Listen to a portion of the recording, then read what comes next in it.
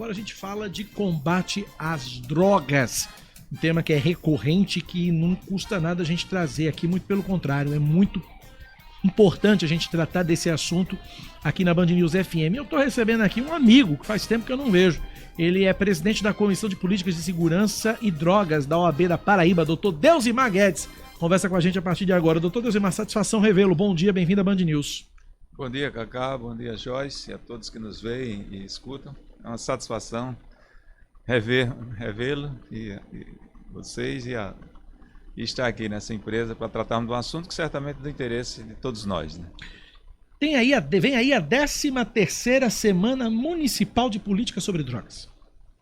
Isso é uma iniciativa do Conselho Municipal, né, de Política sobre Drogas, que eu já tive a honra de ser presidente, e que os conselhos municipais eles fazem parte do sistema nacional.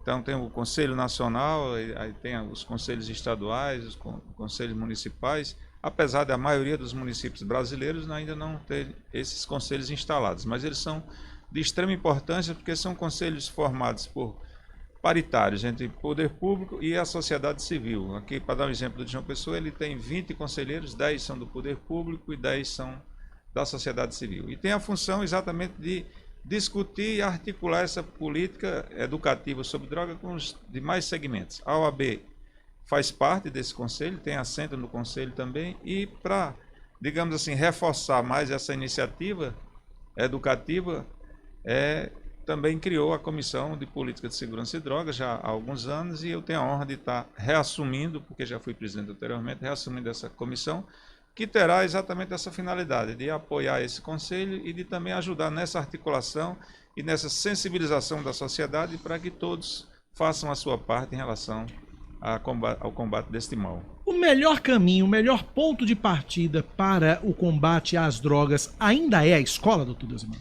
Ainda é a educação, de forma geral, né? Começando pela família, e a escola hoje, claro, ela assume parte do papel da família, por essa correria que nós temos hoje, todo mundo, pai e mãe, tem que trabalhar, então tem menos tempo para ficar com os filhos, então, mas começa com a família em casa, que é a célula-mãe da sociedade, é quem é a responsável primeira, né, pela educação, e também nesse sentido, porque 80% da educação do ser humano, ela acontece de forma informal, por imitação, por convivência, e os outros 20% é essa informação técnica, digamos, das escolas, das disciplinas e tal. Mas a escola tem um papel muito importante, haja vista que, segundo as estatísticas do órgão oficial, que é o IBGE, cerca de 98% das crianças e adolescentes no Brasil estão matriculadas. Se elas estão frequentando, é outra coisa, mas elas estão matriculadas em alguma escola. Então, se a gente tem 98% de um público matriculado nas escolas, não tem um ambiente melhor para se iniciar qualquer política pública, a não ser a escola, né? Joyce. Bom dia, doutor Deusimar. É uma questão que sempre se discute muito, o senhor falou da família, né? Que onde deveria começar ou deve começar a questão da prevenção. A família também é um núcleo onde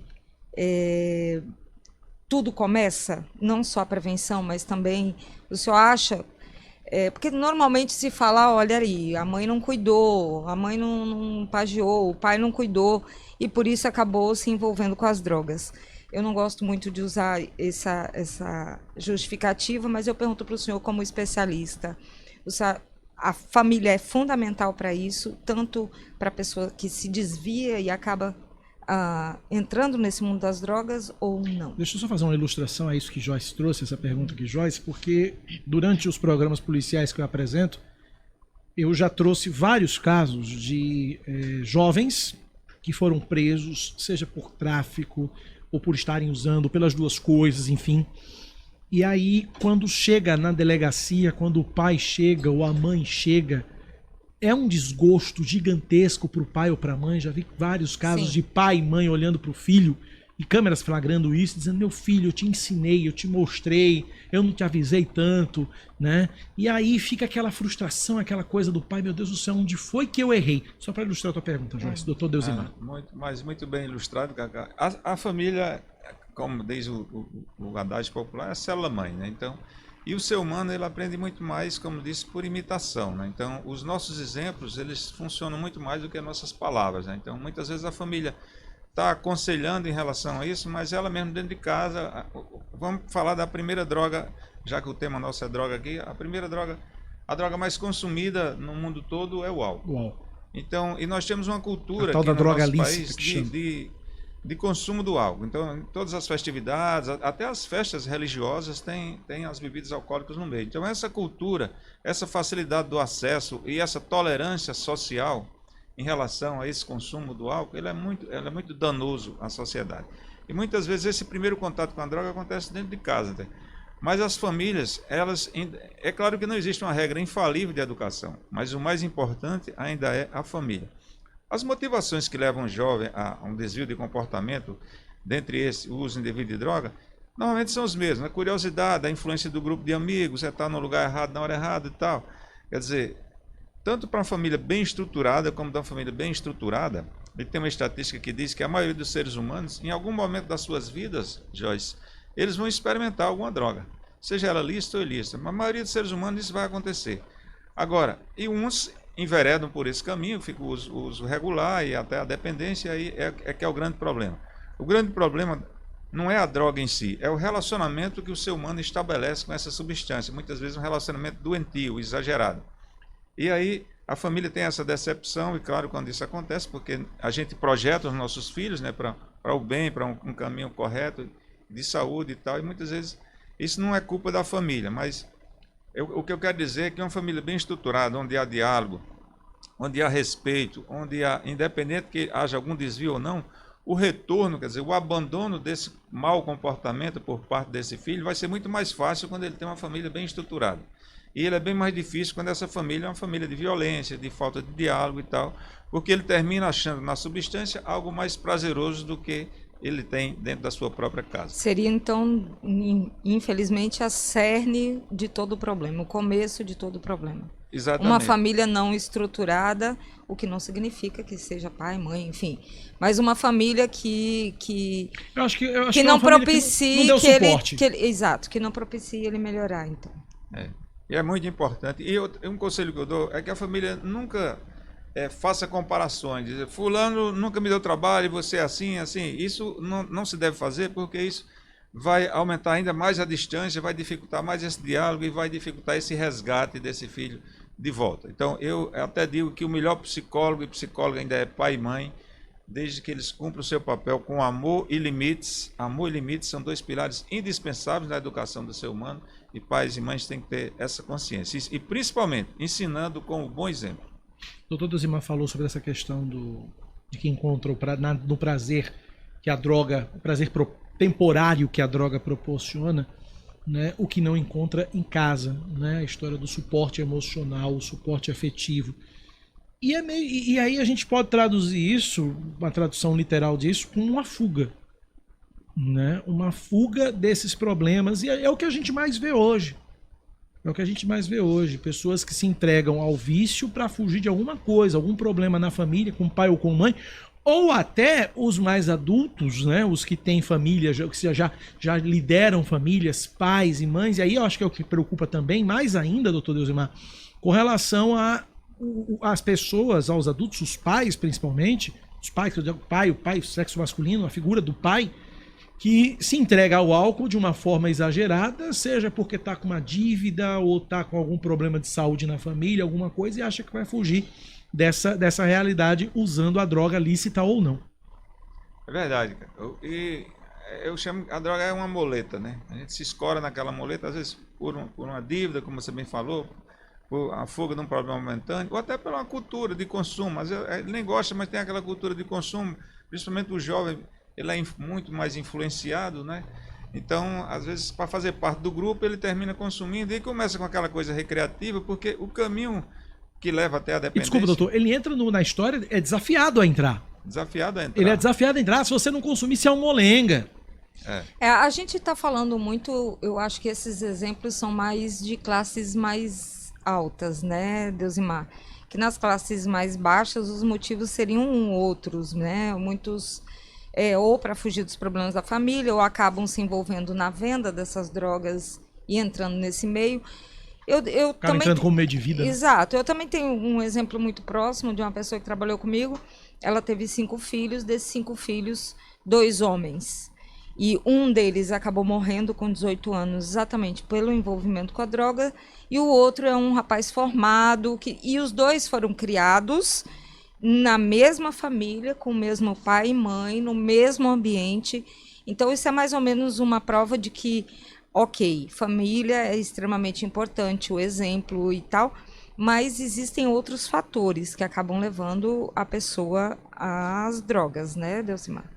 Os fatores são intermináveis, né? Se a gente pegar um grupo de 50 jovens usuários e for conversar com cada um, talvez ache 50 motivações ou alegações diferentes. Mas o que eu escuto deles mesmos, né, na clínica, porque eu trabalho com dependentes químicos, então o que eu escuto na maioria na entrevista é sempre, por incrível que pareça, a maioria diz, principalmente dos adolescentes, por que você usou? Eu disse, estava lá, doutor, estava lá. Então, quando me pergunta, quer dizer, estava fácil o acesso, ela estava ao alcance da mão. Então, é tanto que quando me pergunta, Deus, mas qual é a droga mais perigosa que existe? Eu digo, é a que estiver mais próximo de você. Uhum. Então, o álcool, hoje, álcool e tabaco são as drogas que mais danos sociais provocam no mundo todo.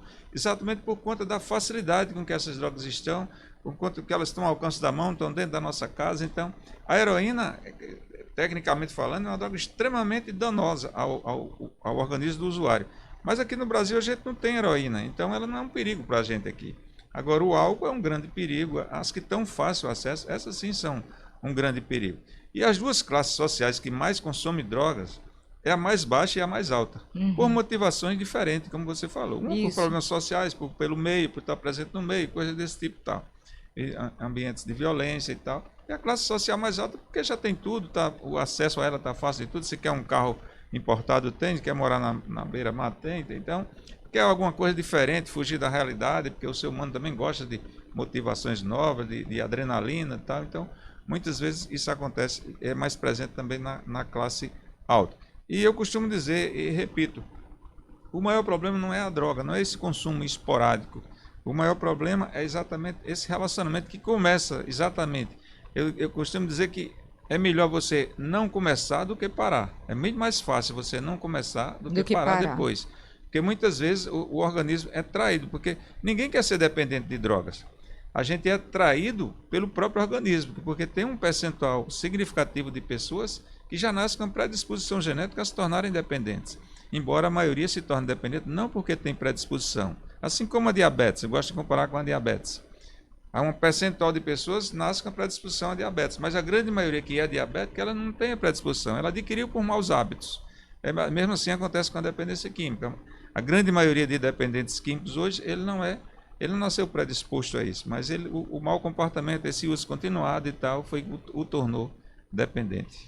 Na verdade, uma reflexão sobre a importância dessas semanas de conscientização. O senhor estava falando aqui antes, que aqui na Paraíba acontece aí na primeira semana de junho devido aos festejos juninos, mas nacionalmente é mais adiante, não é isso? É verdade, já foi uma iniciativa do governo federal, criou já há muito tempo essa Semana Nacional de Política sobre Drogas, que acontece de 19 a 26, que é uma tentativa de sensibilizar, assim como tem datas outras comemorativas para outros males. Conscientização, né? De conscientização, é uma tentativa de sensibilizar a sociedade para que ela se envolva. Até a legislação mesmo, nossa pátria, ela fala disso, que isso é uma política que deve ser encampada por todos, né? Porque nós temos uma cultura de esperação pelo poder público, né? Que ele resolva tudo, e muitas vezes a gente não dá a nossa cota de participação como cidadão, como cidadã. Então essa semana tem esse objetivo. Aqui no Nordeste, geralmente os municípios que fazem a semana, eles geralmente antecipam por conta do São João, né? Mas o objetivo da semana é exatamente esse, é informar a sociedade que está tendo algumas ações e tentar sensibilizar para que ela adira à causa, para que ela tente também fazer a sua parte lá onde se encontra, de acordo com a sua área de atuação. Não precisa inventar roda, ela vai fazer. Esses dias mesmo eu estava numa entrevista, uma mãe ligou e disse: Deusmar, eu vejo você tantos anos nessa luta, eu tenho crianças pequenas, mas eu queria dar minha colaboração, o que é que eu posso fazer? Cuide dos seus, se a senhora cuidar dos seus, dando amor e limites, tentando orientar no bom caminho, já está dando uma grande contribuição à sociedade, é isso que a gente precisa. Inclusive o tema da semana desse ano é prevenir é amar, não é isso? O senhor falou em amor e limites. que muito se confunde limite como repressão. No entanto, eu acho que nesse caso especificamente é um ato de amor, né? A gente faz parte da geração, eu que sou mais velho aqui, a gente faz parte da geração que tratou nossos filhos às vezes com muita... rigidez. Não, nem tanto, com bem menos rigidez, né? Então, acho que a gente sofreu, digamos, bem mais antes, foi tratado com muito mais repressão e depois a gente aliviou demais, quer dizer, está precisando a gente achar o ponto ideal, né? É muito difícil, né, a gente achar esse limite, né? Nem tanto ao céu, nem tanto ao mar, né?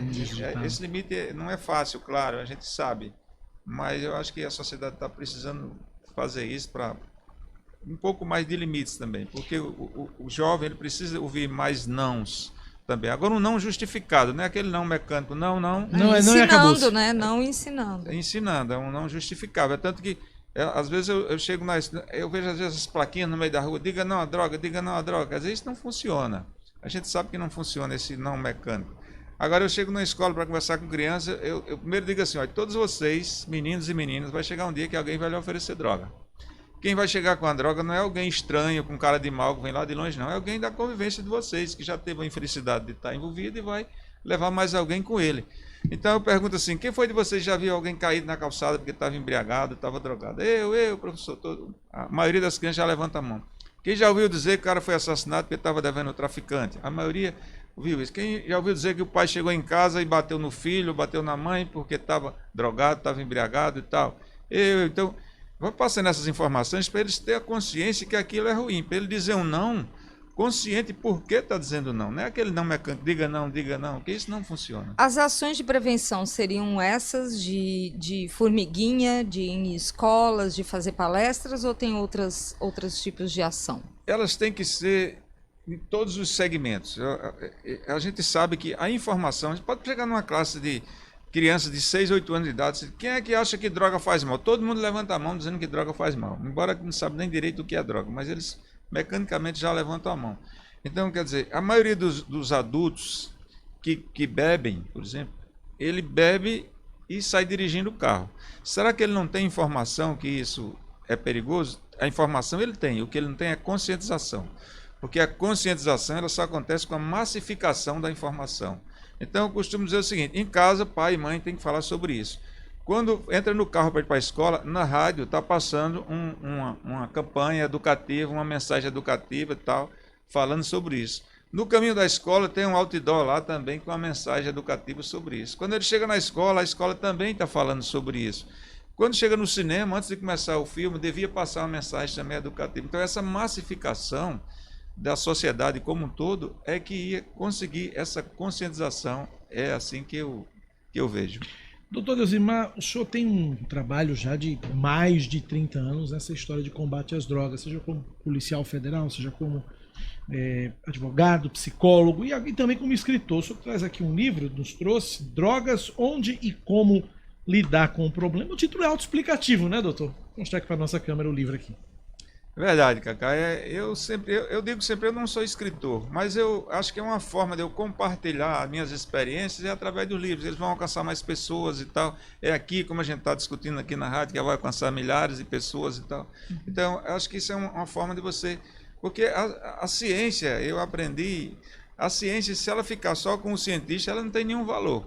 Ela tem que ser dividida e até com a linguagem que essas pessoas entendam, aquelas descobertas, aquelas conselhos úteis. Então, acho que o livro... Então, esse já é o terceiro que eu faço com essa intenção. Ele é mais voltado exatamente para educadores em geral e também meus colegas psicólogos, que eu tenho um capítulo dedicado só às experiências de consultório, para dar algumas dicas para meus colegas, assim... Basicamente um manual, né, doutor? Basicamente um manual, né?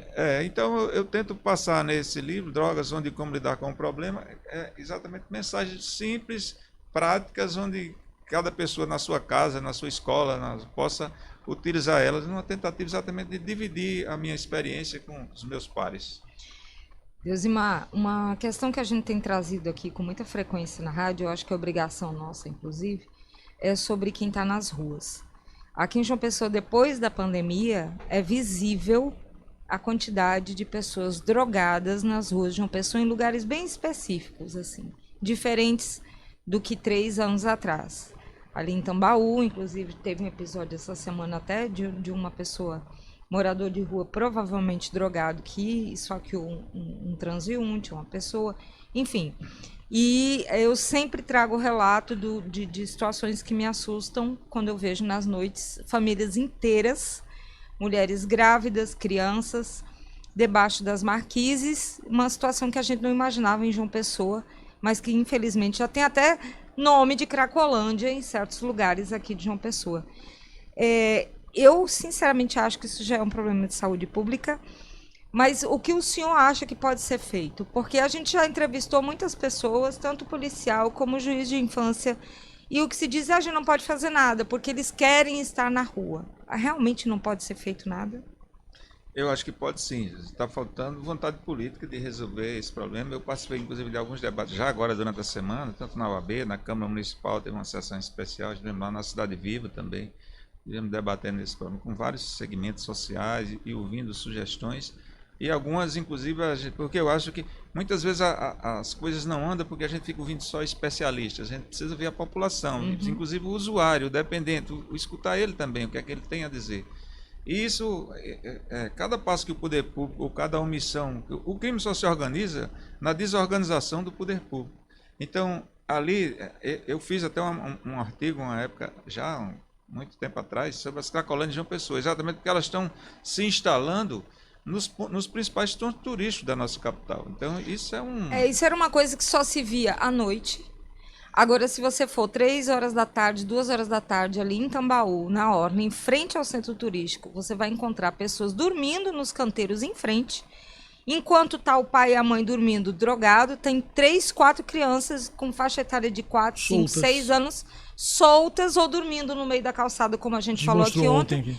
Isso realmente já ultrapassou os limites. Não é nem por ser um lugar turístico nem nada, é pela situação mesmo. Aliás, falando, Joyce, em ultrapassar limites, aí eu quero provocar também no Dr. Deusimar um questionamento que é interessante. Audiência pública, debate, fica muito na discussão. Reunião, encontro, fórum, evento. Efetivamente. O que você quiser chamar, o nome bonito não falta para se discutir o tema. O senhor não acha, doutor Deusimar, e é pergunta retórica, já sei até a sua resposta, mas o senhor não acha, doutor Deusimar, que já passou da hora de se ficar discutindo, debatendo, gastando saliva, e não é o momento de se agir de fato, doutor Deusimar? Porque eu acho que eu tô cansado aqui de trazer, vai ter um debate, vai ter uma palestra, vai ter um evento, vai ter isso, vai ter aquilo, só que a gente não vê. Olha, vai ter uma ação assim, assado, para combater. O que pode ser feito de fato? Tá na hora de se fazer, e o que fazer, doutor Deusimar? Pode ser feito sim, e o que está faltando é integração e ação. Quer dizer, como você disse, você tem total razão. Muitos debates, muita conversa, muitas promessas, mas o sistema trabalha totalmente desintegrado. Então, quando a gente participa desses debates, as instituições mais ausentes são o Judiciário e o Ministério Público, que são duas instituições indispensáveis a estar junto com a sociedade discutindo isso, mas na maioria das vezes, claro, respeitando algumas exceções, na maioria das vezes ficam nos seus gabinetes, eles não estão diretamente participando. Então, no debate mesmo eu escutei, a Guarda Municipal diz, tem a traficante que abastece, porque ali tem gente com mandado de prisão, ali tem traficante, ali não só tem coitados e pessoas passando fome, ali tem muita gente tirando proveito daquilo. Então, quer dizer, tem a traficante que abastece foi presa em flagrante 3 vezes já nos últimos 15 dias. A lei é muito falha, então vai para uma audiência de custódia e no outro dia ela está solta. Então são coisas assim que precisam uma dedicação, tem que analisar com outros olhos isso aí. Também tem que estar todo mundo junto, quer dizer, a assistência social ali, identificando aquelas pessoas, conselhos o pessoal da saúde tutelares, presente, das crianças, a Guarda Municipal, a Polícia Militar, o Judiciário de Menores.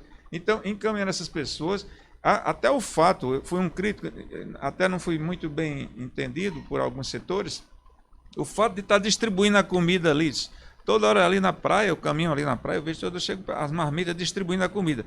Não que eu seja contra distribuir a comida, a pessoa está com fome de comida, mas é uma forma de você manter naquele local.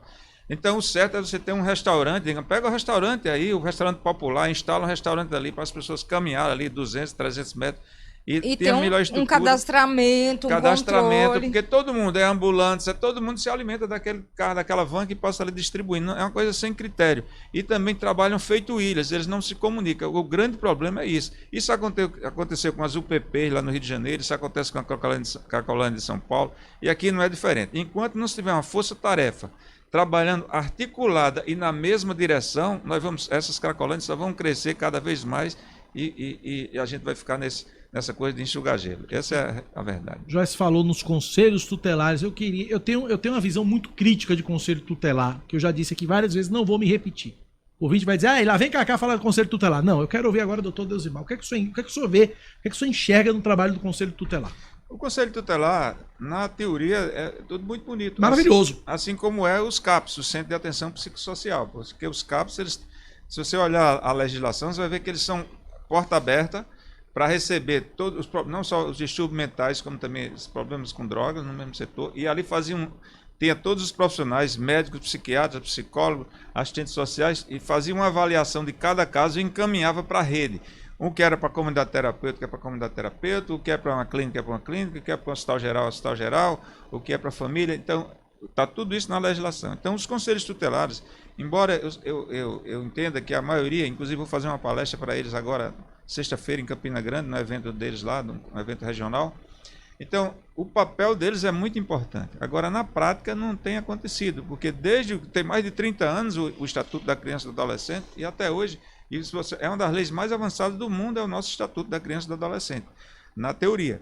Mas na prática não tem estrutura. A criança que é colocada hoje num lugar desse de internação, ela é simplesmente um estágio para ser um bandido, se aperfeiçoar, fazer um doutorado lá na criminalidade. Quer dizer, não melhorou em nada, durante esses mais de 30 anos, não melhorou em nada a violência nem contra as crianças e adolescentes, nem a violência desses jovens contra a sociedade como um todo. Então, quer dizer, é claro que precisa se rediscutir todo esse trabalho e principalmente apoiar esses conselhos, fiscalizar o trabalho desses conselheiros e apoiar para que eles tenham realmente para onde levar essas pessoas, porque se não tiver o trabalho articulado, não funciona. Isso acontece com a segurança pública também, que trabalha totalmente desarticulada. É Polícia Civil que não se une com a Polícia Militar, é Polícia Federal que não se une com a Polícia Rodoviária Federal, é o juiz com o Ministério Público que também trabalham. Então, quer dizer, é um aparelho repressor que devia todo mundo trabalhar de forma articulada e caminhar na mesma direção, caminha totalmente também desarticulado. O maior problema é a desarticulação, falta de integração entre o sistema como um todo. Essa semana eu li de um colega em um grupo que a gente estava conversando exatamente sobre essa questão das Cracolândias e eu dizendo que a gente tem trazido muitas entrevistas, tem cobrado muito e a coisa não sai do lugar. Mas eu acho que a gente tem que continuar insistindo, mesmo que seja secar gelo, porque a tendência é piorar, está cada vez pior. Né? Como eu disse, antes era só à noite, agora já é durante o dia. Tinham famílias que estavam nas ruas, deixaram de sair de lá para ir para outros lugares, porque naquele lugar só está tendo mesmo quem é drogado. Né? Então, eu acho que alguma coisa precisa ser feita principalmente do poder público. Complementando aí, Joyce, eu concordo exato com tudo que vocês falaram. A criação de albergues tem funcionado muito bem em alguns países. Portugal fez isso, os americanos fazem isso também. Tem funcionado bem a criação de albergues. E hoje tem que ter um cuidado também, porque hoje tem essa coisa das facções, então, às vezes alegam isso, então tem que o albergue tem que ser estruturado com segurança e corresponsabilizar essas pessoas, porque hoje tem um discurso de coitadinho, o usuário de drogas é quem alimenta o traficante, é quem alimenta a compra de armas, então ele tem que ser corresponsabilizado de alguma forma, não estou defendendo prisão não, mas ele tem que ter algum compromisso também com isso. Medida educativa, né? Perfeito. Doutor Deusimar Guedes, presidente da Comissão de Política de Segurança de Drogas da OAB da Paraíba. Muito obrigado pela entrevista, prazer revê-lo mais uma vez, até uma próxima. Obrigado, Cacá, obrigado, Joyce, e a todos que fazem aqui a Band News. É uma satisfação e estaremos sempre à disposição.